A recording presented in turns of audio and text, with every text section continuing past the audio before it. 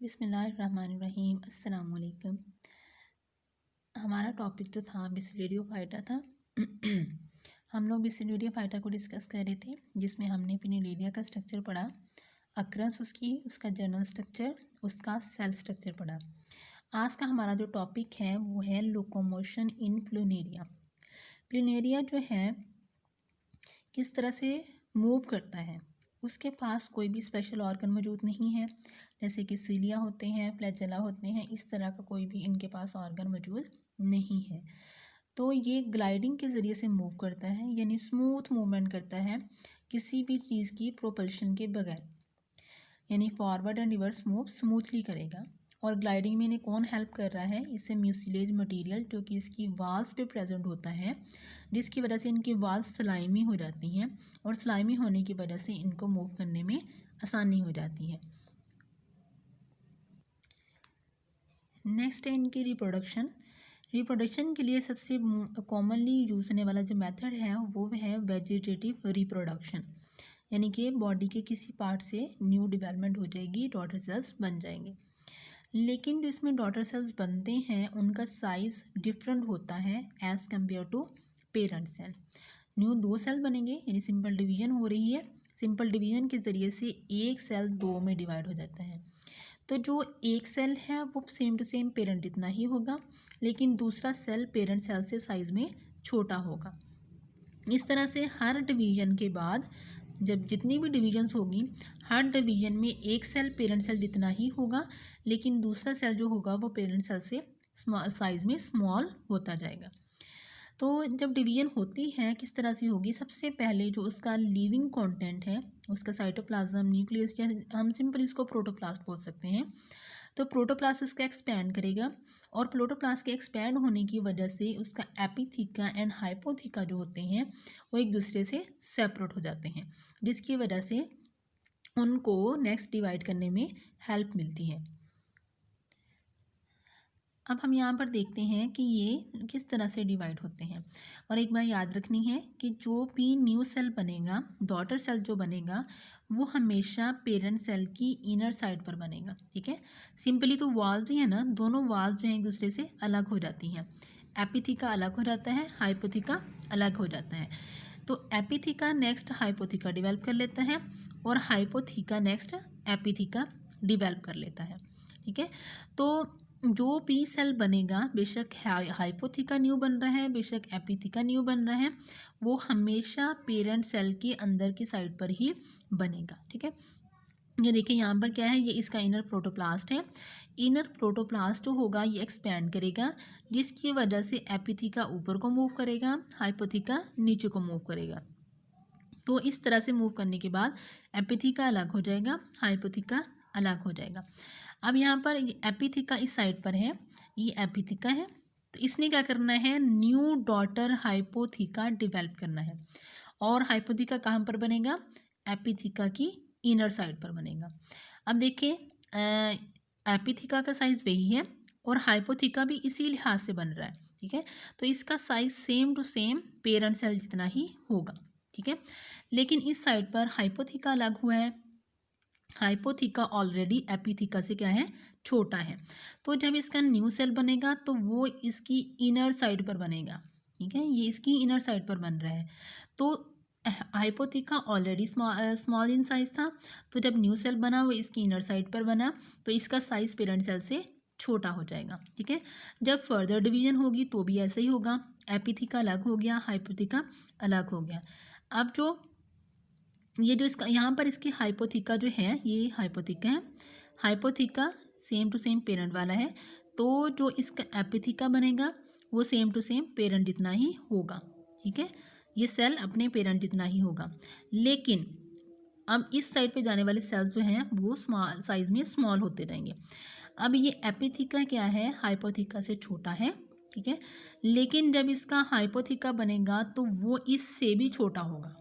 ठीक है, तो अब इस पेरेंट की निस्बत ये सेल छोटा है, इसकी निस्बत ये छोटा हो जाएगा। ठीक है, अब इससे भी फर्दर यही डिवीजन हो रही है, एपिथीका अलग हो गया, हाइपोथीका अलग हो गया, तो ये वाला cell same to same parent इतना ही होगा, लेकिन ये वाला सेल जो होगा ये फर्दर छोटा हो जाएगा। ठीक है। इसका जो हाइपोथीका है, हाइपोथीका से जो न्यू सेल सॉरी एपिथीका का जो न्यू सेल है वो इससे छोटा होगा। ठीक है, तो ये लाइन जो जा रही है इसमें तमाम बनने वाले सेल जो होंगे वो पेरेंट सेल से छोटे होते जाएंगे और एट लास्ट इतना वो छोटा हो जाएगा कि उसको अपनी एग्जिस्टेंस कायम रखना बहुत मुश्किल हो जाएगा।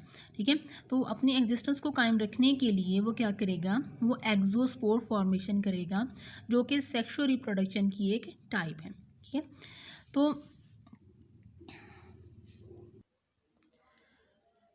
अब हम देखेंगे सेक्सुअल रिप्रोडक्शन बाय ऑक्सोस्पोर। ठीक है, तो यहाँ पर क्या है, सेल का साइज़ छोटे से छोटा होता जाएगा, तो इसको अपने आप को कायम रखना बहुत मुश्किल इसके लिए हो रहा है। तो ये अपने आप को दोबारा से अपना साइज़ पेरेंट जितना गेन करेगा बाय ऑक्सोस्पोर। ऑक्सोस्पोर फॉर्मेशन किस तरह से होती है, इसमें दो पेरेंट हिस्सा लेते हैं क्योंकि ये सेक्सुअल रिप्रोडक्शन की टाइप है।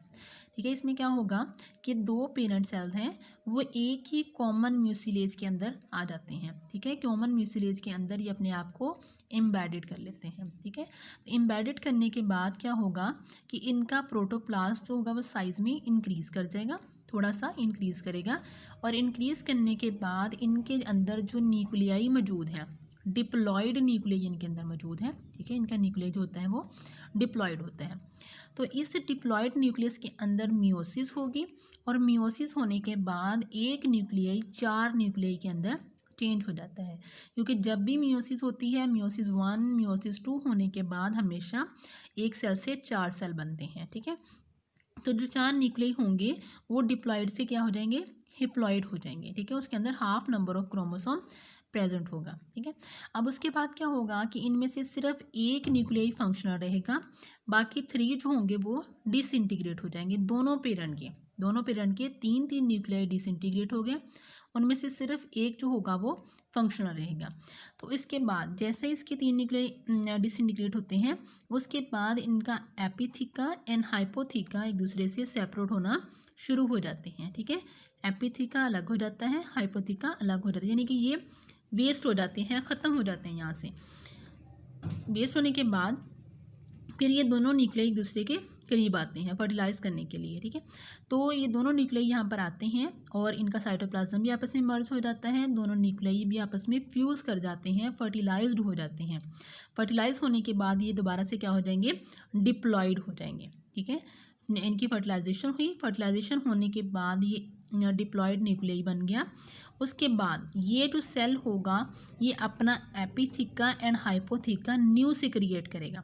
ठीक है, इसके अंदर सिलिका और पैक्टिक सब्सटेंस मौजूद होता है और ये दोनों चीज़ें सक्रीट करने के बाद अपना एपिथीका एंड हाइपोथीका दोबारा से गेन कर लेते हैं, बना लेते हैं।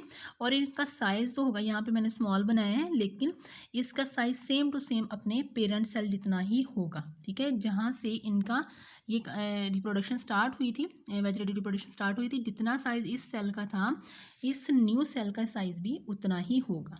ठीक है, तो मैं यहाँ से एक दफ़ा रिवाइज़ कर देती हूँ इसको, ऑक्सोस्पोर फॉर्मेशन को किस तरह से होती है। दो पेरेंट सेल हैं, दोनों पेरेंट सेल अपने आप को एक कॉमन म्यूसिलेज के अंदर इकट्ठा कर लेते हैं, दोनों इसके अंदर आ जाते हैं और उसके बाद क्या होता है कि जो इसका डिप्लॉयड न्यूक्लियाई है, डिप्लॉयड न्यूक्लियाई के अंदर होती है मियोसिस और मियोसिस होने के बाद 4 न्यूक्लियाई बन जाते हैं। इनमें से सिर्फ एक न्यूक्लियाई फंक्शनल रहेगा, बाकी 3 दोनों पेरेंट के डिसइंटीग्रेट हो जाएंगे।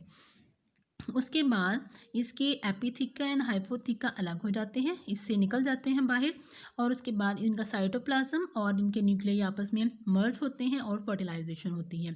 फर्टिलाइजेशन होने के बाद डिप्लॉयड न्यूक्लियाई बनता है और इसका साइटोप्लाज्म जो होगा वह सिलिका और पैक्टिक सब्सटेंस सेक्रेट करेगा, जिसकी वजह से इनका एपिथीका एंड हाइपोथीका न्यू बन जाते हैं और ये अपने पेरेंट सेल जितना साइज दोबारा से गेन कर लेते हैं। ठीक है, तो ये थी इसकी ऑक्सोस्पोर फॉर्मेशन। और लास्ट में हम देखेंगे कि इसके अंदर बाज़ औक़ात पार्थेनोजेनेसिस भी होती है। पार्थेनोजेनेसिस में होना क्या है कि यही जैसे हमने पढ़ा था वेजिटेटिव सेल में पेरेंट सेल से आहिस्ता आहिस्ता सेल क्या हो जाता है, बहुत ज़्यादा स्मॉल रह जाता है। तो फिर ये स्मॉल सेल दोबारा से अपने आप को साइज़ गेन करने के लिए या तो ऑक्सोस्पोर फॉर्मेशन करता है या फिर पार्थेनोजेनेसिस के ज़रिए से अपना साइज़ दोबारा से गेन करता है।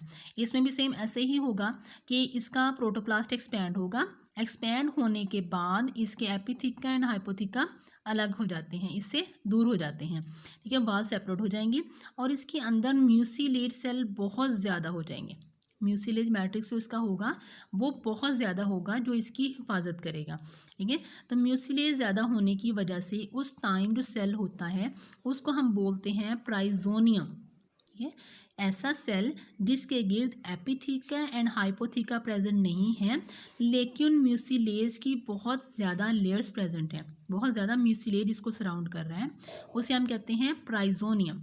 तो प्राइजोनियम क्या करता है, फिर सिलिका और पैक्टिक सब्सटेंस सक्रिएट करता है और फिर ये दोबारा से एपिथीका एंड हाइपोथीका दोबारा से बना लेते हैं, लेकिन इसके अंदर मियोसिस नहीं होती, ठीक है, मियोसिस नहीं है, डिप्लॉयड सेल ही रहता है, ठीक है, और डिप्लॉयड सेल ही आगे से पेरेंट सेल जितना साइज गेन कर लेता है, ठीक है। तो यहाँ पर हमारा जो है पिनुलेरिया का टॉपिक ख़त्म हो गया है। हमने इसकी तमाम जो थी अक्रंस है, वेजिटेटिव रिप्रोडक्शन है और इसकी सेल स्ट्रक्चर हमने सब डिस्कस कर लिया, ठीक है। तो आज का टॉपिक यहीं पे क्लोज करते हैं। अल्लाह हाफिज़।